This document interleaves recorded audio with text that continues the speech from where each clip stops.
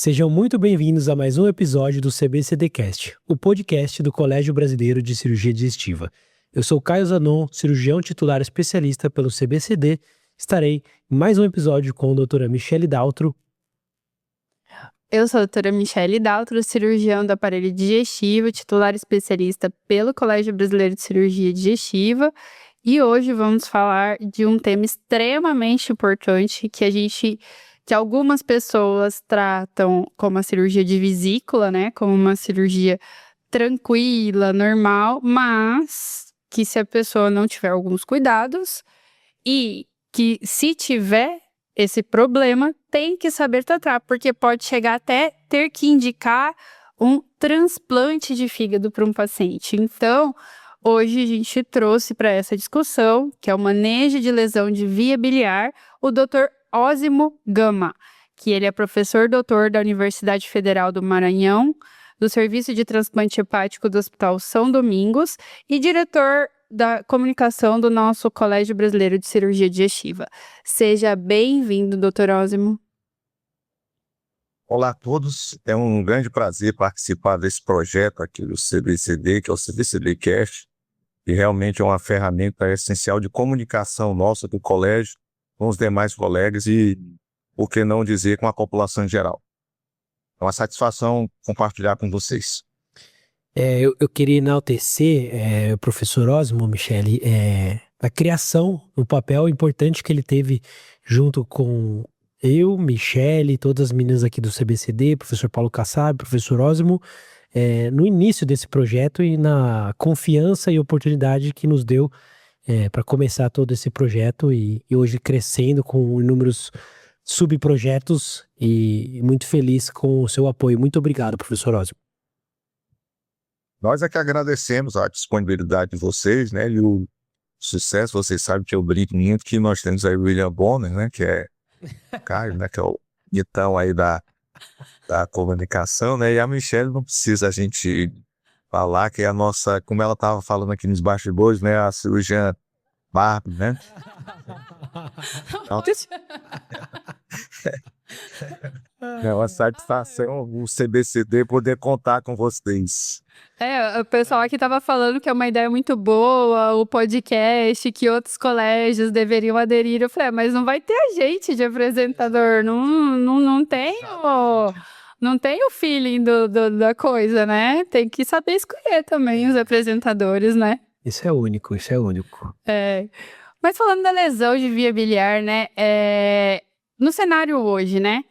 Que a gente tem a cirurgia laparoscópica, né? Que eu acho que é essencial o cirurgião ter o treinamento adequado, né? Para não ocorrer, né? Primeiro a gente tem que prevenir, né? Vamos começar a falar primeiro sobre a prevenção do manejo, prevenção da lesão da via biliar, antes de falar do manejo. Eu acho que isso é o mais importante de tudo, né?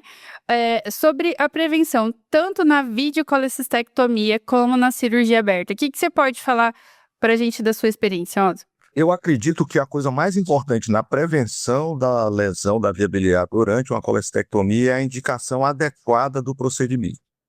Porque hoje, como está muito acessível a realização de exames complementares, e a grande maioria dos pacientes com doença calculosa da vesícula, eles são assintomáticos, tá? Ele é um cálculo assintomático, silencioso ali, e que não tem um tratamento ali de uma programação de tratamento logo em prazo curto prazo. Então, pode ser programado de maneira adequada. Então, a escolha do quadro clínico que o paciente apresenta, a correlação entre o cálculo da vesícula e os sintomas de cólica biliar, dispepsia, essa associação é muito importante, porque se nós formos colocar, aproximadamente 10% da população brasileira hoje tem cálculo na vesícula. E a tendência é que aumente porque o cálculo na vesícula é considerado uma doença metabólica.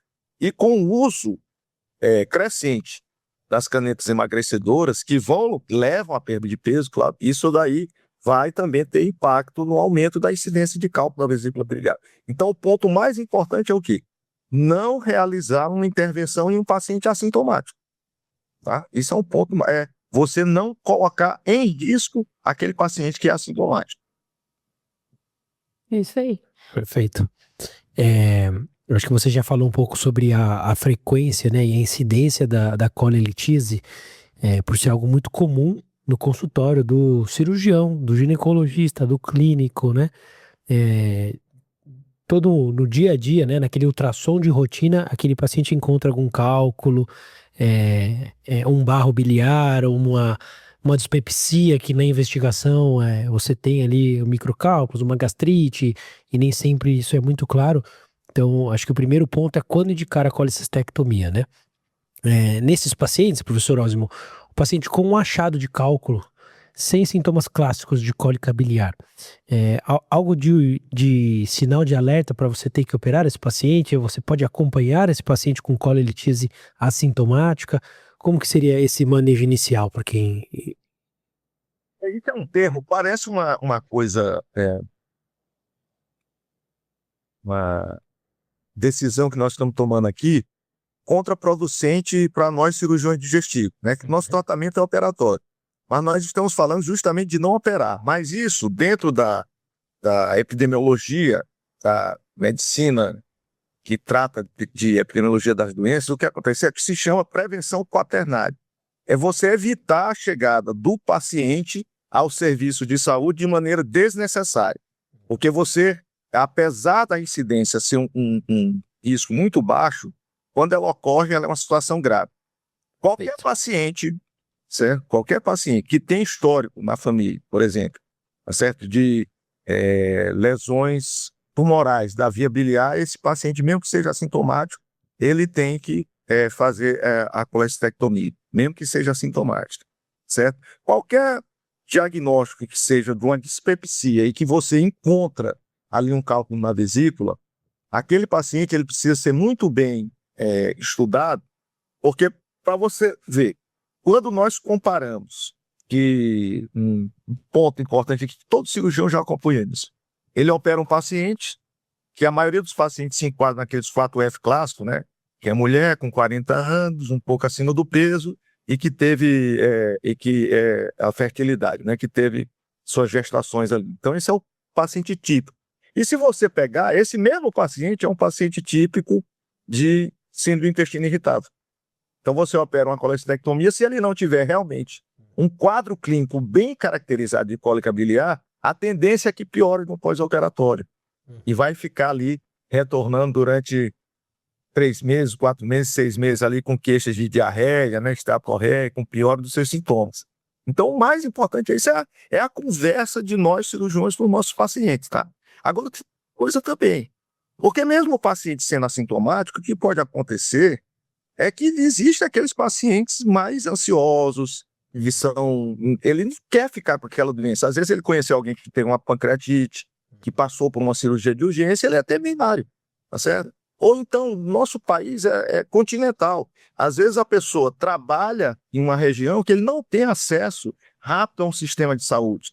Então, pelo risco dele desenvolver um quadro grave de colecistite numa região dessa, numa região remota, tá certo? É melhor que ele opere de maneira planejada. Com certeza, né? Pensando tecnicamente agora, né? Vamos falar o que a gente pode deixar de dicas, né? Pro cirurgião para evitar a lesão da via biliar. Colestectomia segura. Na colecistectomia, quais são os critérios, né? Que a gente deve respeitar numa colecistectomia segura. Depois eu vou contar a minha experiência de semana passada, Osmo. O que nós devemos considerar um cenário seguro de realização de uma colestectomia, certo? Primeiro, o nosso material está funcionando adequadamente. Torre de vídeo, né, com os insufladores, isso é da nossa responsabilidade como cirurgião, testarmos essas condições logísticas. Um outro ponto muito importante, eu acho que hoje já está muito bem estabelecido, que é a ótica de 30 graus. Evitar se operar com ótica de 0 grau, né, que o pessoal usa na urologia, e às vezes pelo uso muito intenso dentro do centro cirúrgico, aí é disponibilizado aquela ótica de 0 grau. Então é melhor, é mais indicada a ótica de 30 graus. Vou falar aqui uma coisa que pode parecer um absurdo, mas nós cirurgiões nós devemos operar em 2. uma equipe cirúrgica, no mínimo, você tem que operar com um outro colega que tenha um conhecimento, uma formação, pelo menos com a sua. Porque, infelizmente, às vezes acontece uma equipe reduzida, o colega está operando ali sem um auxílio adequado, tá certo? Às vezes nem mesmo com formação cirúrgica, pode ser até médico, mas não tem formação cirúrgica. Isso é uma situação temerária e tem repercussão médico-legal. Então, um ponto muito importante é isso. E um outro ponto que eu quero frisar também na colestectomia segura é a disponibilidade naquele centro cirúrgico, tá certo?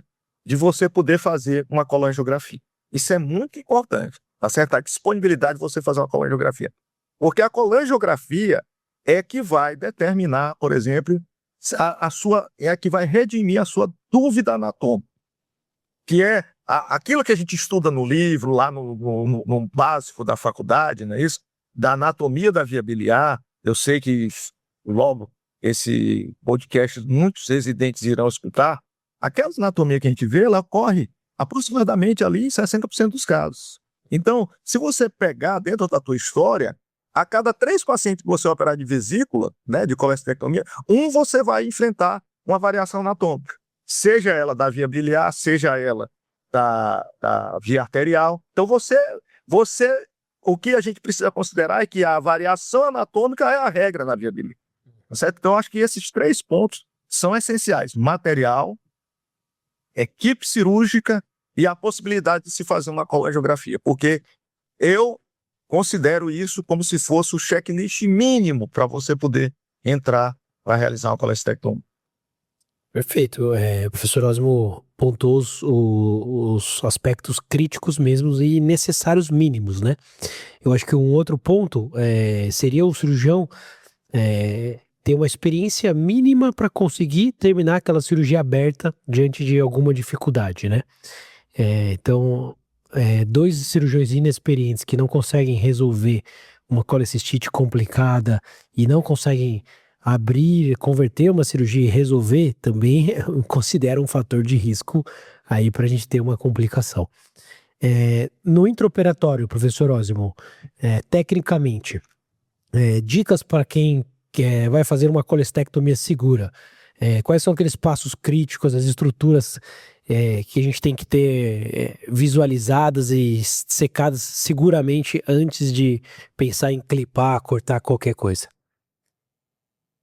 Existe um conceito dentro da colestectomia segura, que é a visão crítica de segurança, que foi padronizada pelo professor Strasberg, e eu acho interessante a gente colocar aqui como que surgiu isso. Por que essa visão crítica de segurança? Na região que o professor mora, é um local de caça, né, do alce. Então lá quando chega na época da caça, para você poder abater o alce, você tem que identificar 3 situações, que são o chifre do alce, tem que contar a quantidade, né, de pontas, uma mancha na cabeça do alce, tá certo? E tem que contar 4 patas, tá certo? E depois que ele fizer isso, ou seja, ele faz um checklist, né, identificando que é um alce, e antes dele atirar, ele precisa ver se tem alguém atrás, caçador, né, para ele não errar o tiro, ele acertar uma outra pessoa, que só pode ser abatido a alce masculino. Então e ele foi genial, porque ele transpôs esse raciocínio, essa ideia, para a colestectomia, que é você identificar a chegada de somente 2 estruturas, e somente 2 estruturas na vesícula biliar, que é o ducto cístico e a artéria cística, tá certo? E isso só pode ser identificado a partir do momento que você faz a dissecção de uma região que é chamada do triângulo hepatocístico. E somente depois de identificar essas 2 estruturas e confirmado com seu auxiliar, aí é que volta novamente a importância do auxiliar. O jornal do HPB, ele fez um checklist da colestectomia muito parecido com o checklist da Organização Mundial de Saúde. E que no momento ali, que é o time out, né? No momento que identificou as 2 estruturas, precisa separado, e o cirurgião, obrigatoriamente, ele precisa confirmar com seu auxiliar. Essa é a estrutura, é o ducto cístico e essa é a artéria. Na dúvida, não é para clipar, porque qual é o grande problema? Se nós formos pegar uma evolução histórica com a colestectomia aberta, antes, com a colestectomia aberta, você conseguia dissecar do fundo para o cístico de maneira mais adequada, tá certo? E você tinha a mão ali que você poderia pegar no infundíbulo da vesícula e ter certeza que você estava pegando somente na vesícula. Na colestectomia, não.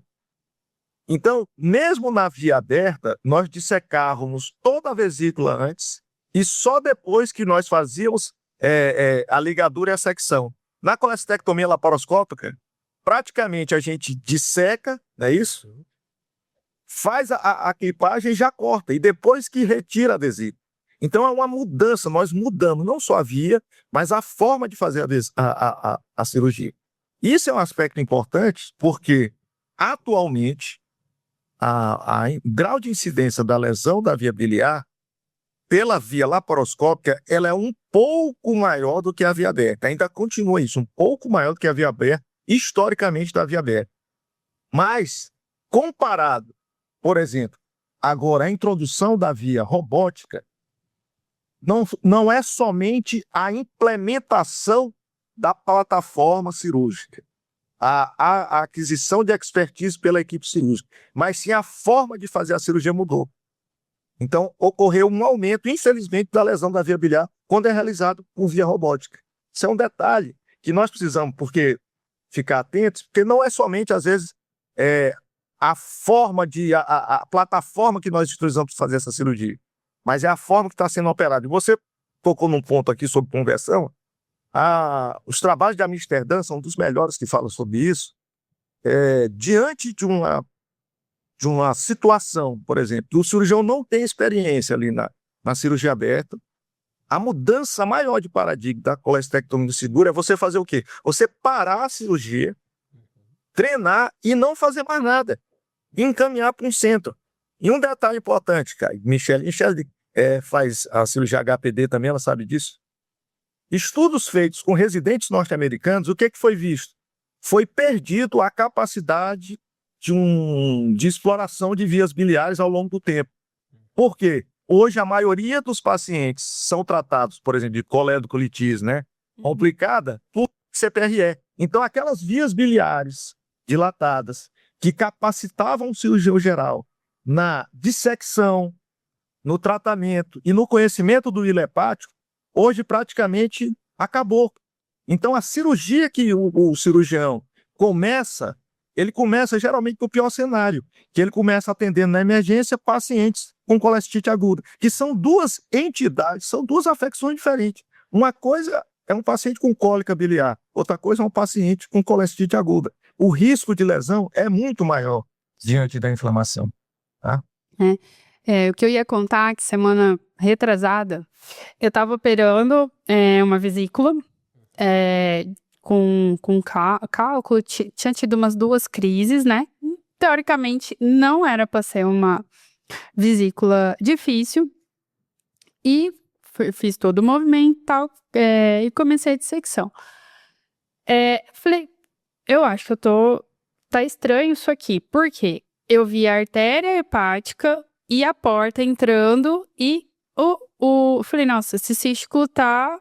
Gente, eu faço via biliar o tempo inteiro. E eu me confundi. Aí eu falei, não, tá errado isso aqui. Deixa eu subir e dissecar, fazer a visão segura, né? Mas do jeito que tava ali, Osmo, se não fosse um cirurgião experiente, teria clipado o colédoco. Nossa. O que o que me atentou foi que eu vi a porta e a artéria. Mas quem não tem experiência de ver via biliar não ia ter essa sensibilidade de ver que era a porta e que era a artéria. E aí eu dissequei mais pra cima e o colédoco estava aquele colédoco mais pra fora, sabe? Que não tá entrando ali por baixo, ele estava mais saltado pra fora. E depois vinha a vesícula esclerotófica pequenininha. E a cirurgiã que estava comigo, ela tem 1 ano que ela terminou, que ela começou a me auxiliar a entrar comigo, ela falou assim, nossa, doutora, ainda bem que caiu para você. Porque se fosse um outro cirurgião, ou eu mesmo, eu poderia ter clipado a via biliar. Sim. Eu falei assim, não, essa vesícula aqui, realmente, eu me atendi que falei assim, essa artéria tá no lugar errado, essa porta, na verdade, eu estava no lugar errado, né? Então, às vezes a gente, claro que tem a questão da curva de aprendizado e tudo, mas às vezes a gente criticar alguém por ter feito uma lesão de via biliar, não seja só por falta de experiência, mas pela questão de estrutural mesmo do paciente. A gente tem que lembrar dessas variações da via biliar, principalmente se a gente tiver uma alteração da anatomia da porta, vai ter uma alteração da via biliar. Então isso é bem importante de se atentar, e o ultrassom não vai dar isso pra gente, né, Osmo? Infelizmente não vai dar, né? Agora falando mais do manejo mesmo, né? Então, se eu identifiquei no intraoperatório, Osmo, o que eu faço? Eu não, né? Outra pessoa. Se Deus quiser, eu não. Eu não. A primeira coisa que nós devemos fazer é parar a cirurgia. Fazer exatamente como você, nesse seu caso aí. A cirurgia está saindo fora do habitual, parar a cirurgia.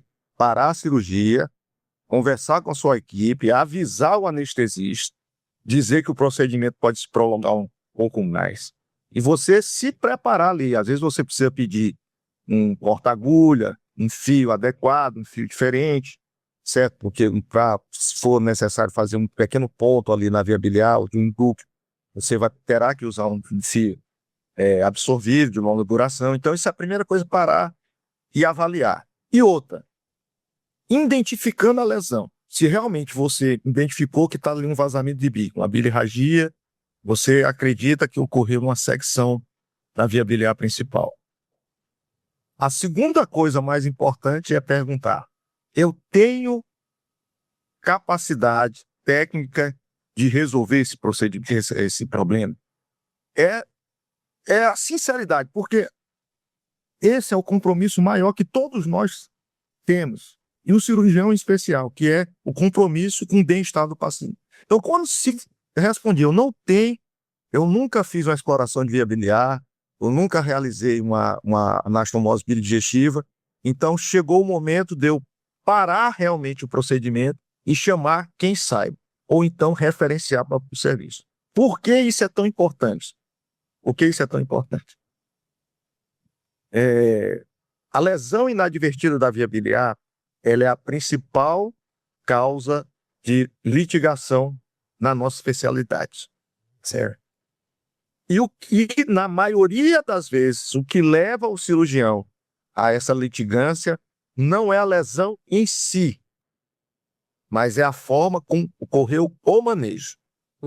Uhum. É aquela cirurgia que não transcorreu tão bem e o paciente sofre uma alta precoce, tá certo? Ali ainda um pouco sintomático, e esse paciente interna em outro hospital, isso é um ponto muito importante. Ou então, um paciente que sofre uma correção inadequada e evolui com complicações. Uhum. Isso é um detalhe que, além do nosso compromisso ético com o paciente, de sabermos que nós saímos da nossa matriz de segurança, nossa matriz ali de capacidade de resolução, é um compromisso, é uma prevenção jurídica. Porque a partir do momento que você encaminha para um local ou para uma pessoa que você pede ajuda para quem tem mais experiência nessa área, você, além de dividir responsabilidade, você está dando uma oportunidade de não só para o paciente ter um prognóstico melhor, mas você poder, diante de um cenário desse, que é aterrador tanto para o paciente quanto para o cirurgião, certo? De você não piorar aquilo que já não está bom. Exatamente. Não piorar o que está pior. E eu acho que a gente pode discutir dois cenários, né? A lesão intraoperatória visualizada, achou a lesão, e aquela que o paciente volta com cólico peritônio, ictérico, algo aconteceu. Então, isso muda o prognóstico, a tática cirúrgica. Resolver uma lesão no mesmo ato que ela aconteceu é mais fácil do que uma lesão de um paciente que voltou 3, 4, 5 dias depois com cólico peritônio e tá tudo mais friável, inflamado, né? Tem esses dois cenários, né, Ósimo? Sim. Isso é tão interessante. Se vocês forem, eu peguei na época que eu comecei a minha residência, lá em 2001, né? Eu peguei a chegada da videolaparoscopia no hospital universitário, certo? Então, o que foi que aconteceu? Aconteceu um choque de gerações que foi interessante, porque os cirurgiões que estavam entrando, eles tiveram mais facilidade, porque a gente não sabia, entre aspas, né? Não tinha aqueles trejeitos da cirurgia convencional, então ficou mais fácil. O fato da gente não saber, entre aspas, operar, facilitou o nosso aprendizado na laparoscopia. E os professores que já estavam habilitados, começava o treinamento, os cursos que tinha, era muito interessante, que começava o treinamento, olha a coisa, começava o treinamento pela colestectomia, porque não precisava dar ponto. E a apendicectomia vinha depois. Porque na apendicectomia, a depender se você pegar o grau do apêndice, você obrigatoriamente, ninguém entra para fazer uma apendicectomia laparoscópica se não souber afiar um sé. Isso é um fato. Agora, na colestectomia, como tem a clipagem, entendeu? Para você ver como é a questão, e eu vou chegar justamente no ponto que você está falando, vamos imaginar que seja uma lesão lateral ou só uma avulsão do ducto cístico. Você tendo experiência de fazer uma sutura, você consegue manejar aquilo ali tranquilamente. Não tem problema nenhum. Tá? Então você consegue resolver. Agora, mesmo que seja, vamos imaginar, um cenário hipotético de uma colestite, é o diagnóstico, de exceção, o cirurgião reconhecer a lesão no intraoperatório. A grande maioria dos pacientes não são reconhecidos no intraoperatório, porque o cirurgião acaba clipando ali tudo, tá certo? Para a bilirragia, ele não reconhece a anatomia, porque isso é um mecanismo. O Lawrence Way, né, que é o que estuda muito isso da Universidade da Califórnia, ele fala sobre a heurística visual.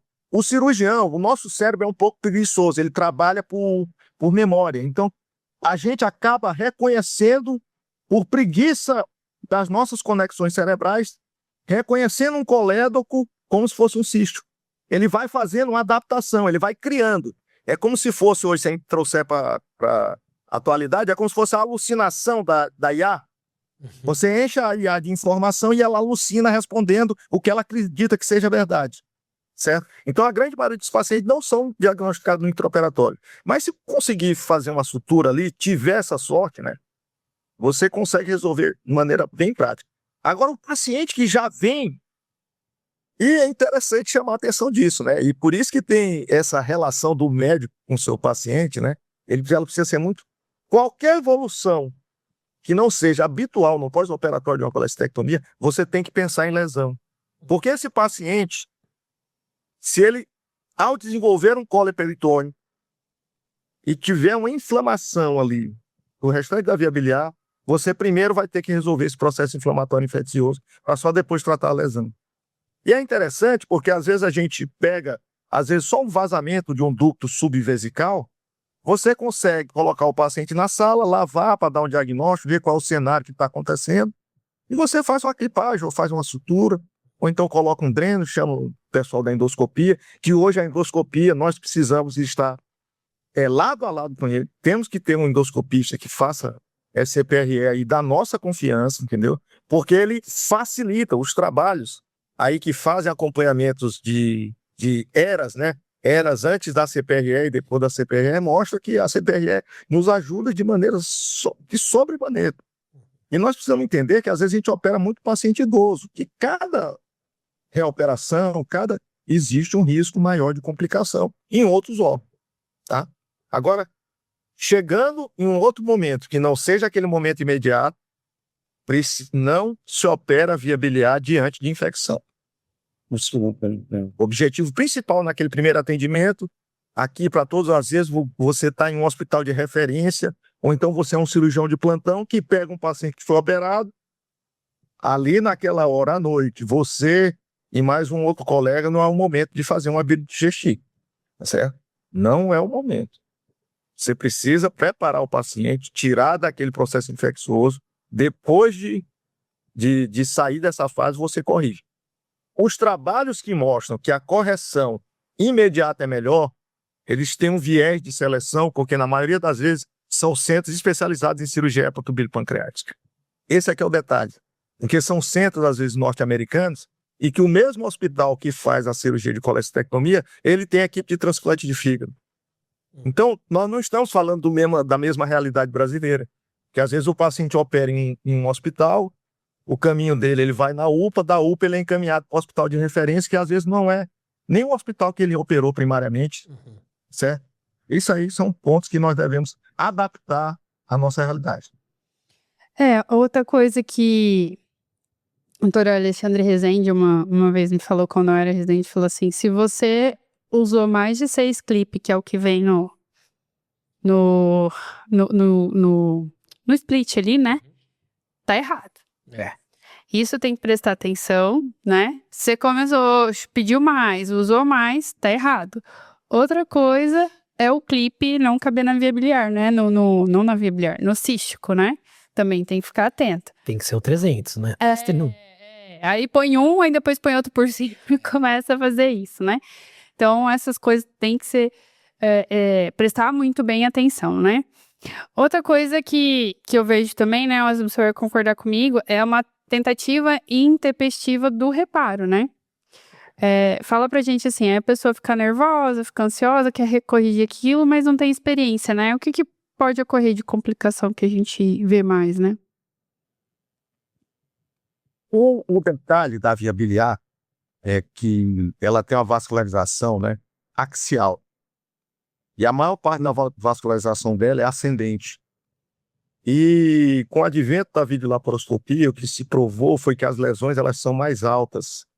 Porque o mecanismo clássico de lesão é uma clipagem inferior, uma dissecção medial do colédoco, tirando toda a vascularização do colédoco, e uma clipagem superior com secção. E é por isso que, na maioria das vezes, não ocorre bilirragia no campo. É que está o detalhe. Porque esse paciente ele não tem a via biliar dilatada, ele é um cálculo da vesícula. São vias biliares finas, né, que aqui te chama. Então, nós estamos lidando, esse é o ponto mais importante. Por que esse paciente ele vira um aleijado biliar? Porque nós vamos trabalhar a partir dali com uma via biliar isquêmica. Isquemia não combina com a anastomose. Aí é que está o detalhe. Esse é o ponto principal. Por que a anastomose termo-terminal, que é aquela mesma que a gente faz no transplante, por que a anastomose termo-terminal, num caso desse, não funciona? Mesmo fazendo a manobra de Kocher, tentando ali, simplesmente porque você seccionou a vascularização.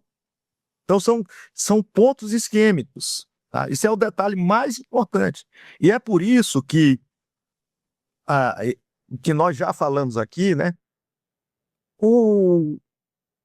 A sua consciência, né?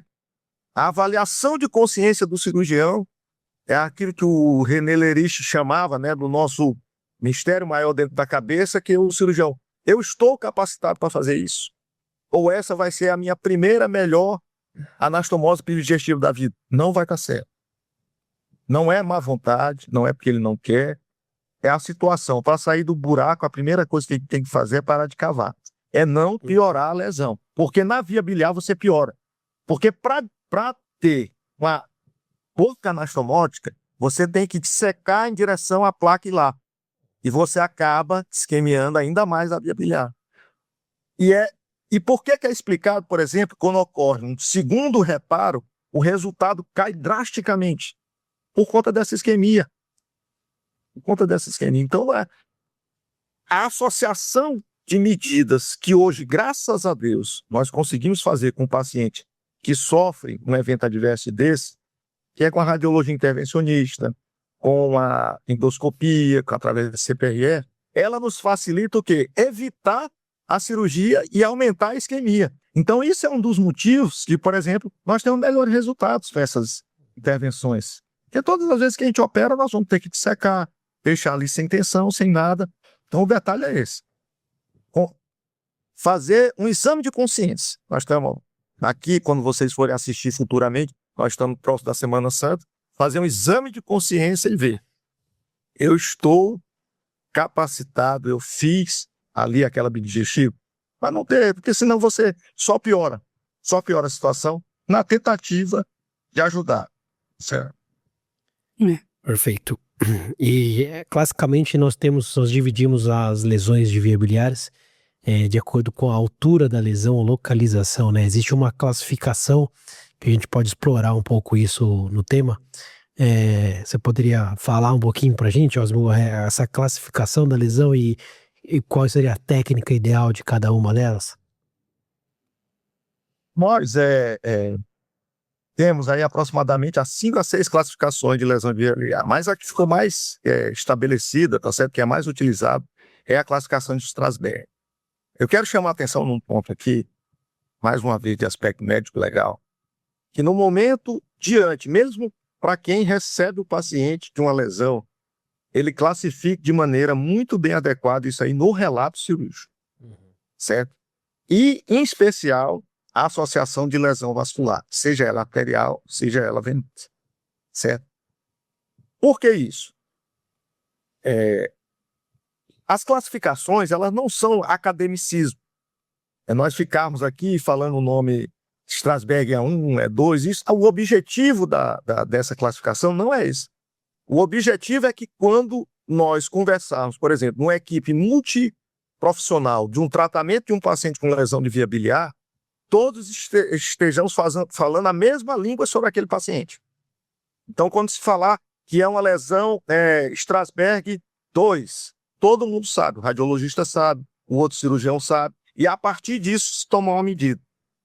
De maneira bem prática, né, a classificação de Strasberg, ela foi uma evolução de uma classificação que era utilizada para tumores das vias biliares, que é a classificação de Bismuth, mas só que foi adaptada para estenoses tardias da via biliar, que era a época da colestectomia aberta, certo? Então isso aí é uma classificação. E na sua parte inicial são as lesões parciais, enquanto na sua segunda parte é a classificação normal de Bismuth, só que classificada como Strasberg, certo? O ponto mais importante para nós cirurgiões é o quê? É o quão mais próximo está da confluência dos hepáticos. Perfeito. Quanto mais próximo das confluências dos hepáticos, pior o resultado e mais difícil a correção. Então, se tiver, por exemplo, desgarramento das duas vias biliares, na via biliar direita e na via biliar esquerda, isso realmente é um desafio anatômico, porque você tem que fazer 2 anastomias. E um outro detalhe muitíssimo importante, certo?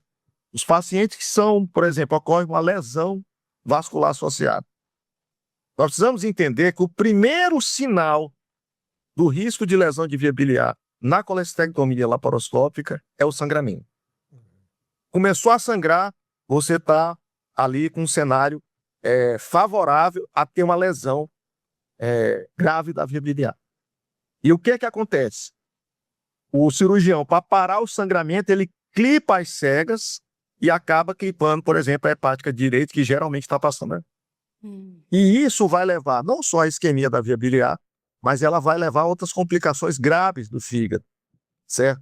Que vem aí os abscessos hepáticos, né? A formação de litíase intrahepática. E a depender de como tiver o grau dessa lesão, pode ser necessário, por exemplo, numa reoperação, fazer uma hepatectomia lobar.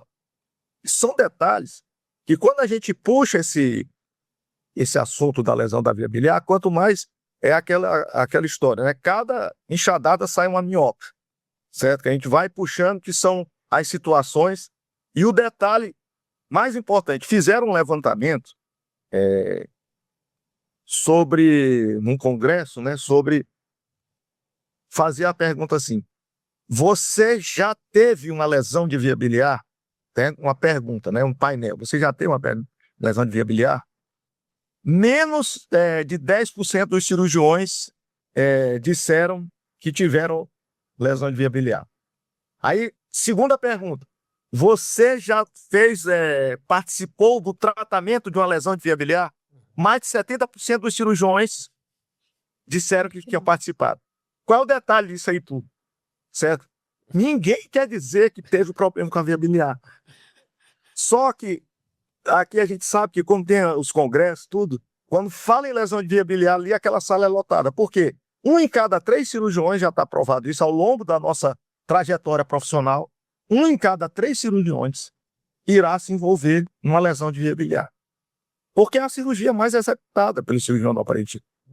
Certo? Em primeiro lugar, é a colestectomia, segundo lugar é a terceira é a apendicectomia. Então são coisas que nós precisamos dominar o tratamento e o manejo. E sempre de maneira clara, aqui eu estou falando especificamente já para os residentes. Quanto mais complexa a lesão, mais você tende para o lado da anastomose biodigestiva em Y. Esse é o tratamento, certo? Esse é o tratamento, que aí é o que resolve realmente de maneira definitiva. Todos esses outros são séries históricas, anastomose terminal, colédoco duodenanastomose, isso aí, porque já se caiu por terra. O que a gente não consegue resolver por endoscopia ou por radiologia intervencionista, certo? Nós partimos para a anastomose biodigestiva. Osmo, nosso tempo, infelizmente, está acabando. E a gente, né, como sempre, você já apresentou comigo, né, já apresentou com o Caio. Então, fala a nossa mensagem para casa, para os cirurgiões que estão ouvindo o nosso podcast sobre manejo de lesão de via biliar. O que eu quero deixar aqui é uma mensagem de mudança de paradigma. O que nós fazemos sempre, nós devemos fazer bem. E é por isso que eu imagino que a colestectomia videolaparoscópica ela não é um procedimento simples.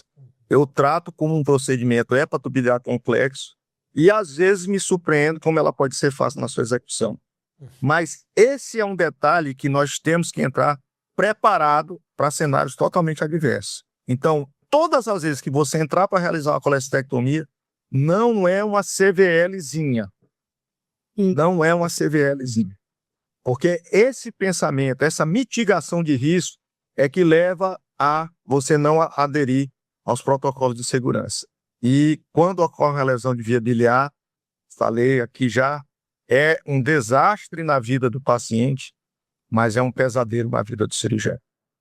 Com certeza, Osmo, essa mensagem, eu também falo isso. Não é só uma CVLzinha, não é. Esses dias eu fiz uma correção de uma lesão de via biliar, fiz uma bilia digestiva e tinha 2 residentes em campo, né? Tinha um outro colega cirurgião comigo, aí acabou a cirurgia, aí um residente olhou pro outro. E aí, quer operar uma vesícula agora os dois? Não. Depois de ver o jeito que essa via biliar tava, acho que eu vou passar uns 2 dias sem querer fazer uma colecistectomia.